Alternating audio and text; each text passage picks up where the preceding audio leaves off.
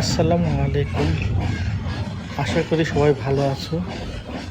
আজকের ভিডিওটি অনেক স্পেশাল, কারণ আজ আমি ট্রেনে করে বাংলাদেশের অন্যতম ঐতিহাসিক জায়গা পাকশির হার্ডিঞ্জ ব্রিজ পার হব।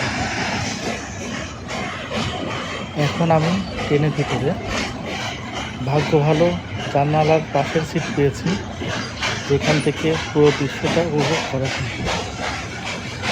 তবে পূর্ব পাশের সিট পেলে হার্ডিঞ্জ ব্রিজের সাথে লালন সেতু ও রূপপুর পারমাণবিক কেন্দ্রের দৃশ্য উপভোগ করা যেত। এই মুহূর্তে আমরা হার্ডিঞ্জ ব্রিজ পার হচ্ছি।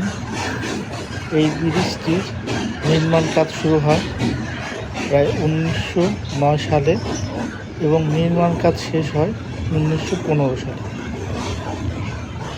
ব্রিটিশ শাসনামলে এটি তৈরি করা হয়। তৎকালীন ভাইসরয় লর্ড হার্ডিঞ্জের নাম অনুসারে এর নামকরণ করা হয়। 100 বছরেরও বেশি পুরনো এই ব্রিজ আজও ট্রেন চলাচলের জন্য ব্যবহার হচ্ছে, যেটা সত্যি অবাক করার মতো। এটি একটি স্টিল ব্রিজ। ব্রিজটির দৈর্ঘ্য প্রায় 1.8 কিলোমিটার। এখানে মোট 15টি স্প্যান রয়েছে। প্রতিটি স্প্যান প্রায় 345 ফুট লম্বা। ব্রিজটির নিচ দিয়ে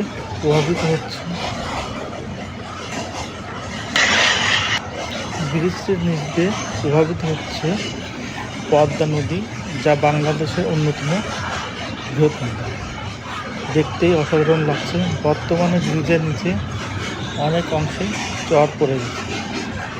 তবে বর্ষাকালে এই পদ্মা নদীর পানি এত বেশি থাকে যে চারপাশে একেবারে সমুদ্রের মতো মনে হয়। হার্ডিঞ্জ ব্রিজের এক প্রান্তে ঈশ্বরদী পাকশি ও অন্য প্রান্তে রয়েছে কুষ্টিয়ার ভেড়া। পূর্বে ব্রিজের উপর দিয়ে হেঁটেই পার হওয়ার সুযোগ ছিল।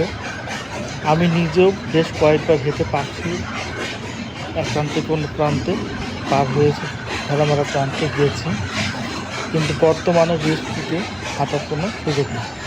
শুধুমাত্র ট্রেন চলাচলের জন্য হার্ডিঞ্জ ব্রিজটি ব্যবহার করা হচ্ছে। তো বন্ধুরা, এই ছিল আজকের ভ্রমণ, ট্রেনে পাকশির হার্ডিঞ্জ ব্রিজ পার হওয়া। আশা করি ভিডিওটি তোমাদের ভালো লেগেছে। ভালো লাগলে ভিডিওটিতে লাইক দিও, কমেন্ট করে জানাবে তোমার মতামত, আর আমাদের চ্যানেলটি সাবস্ক্রাইব করতে ভুলবেন না। আল্লাহ হাফেজ। ধন্যবাদ সবাইকে।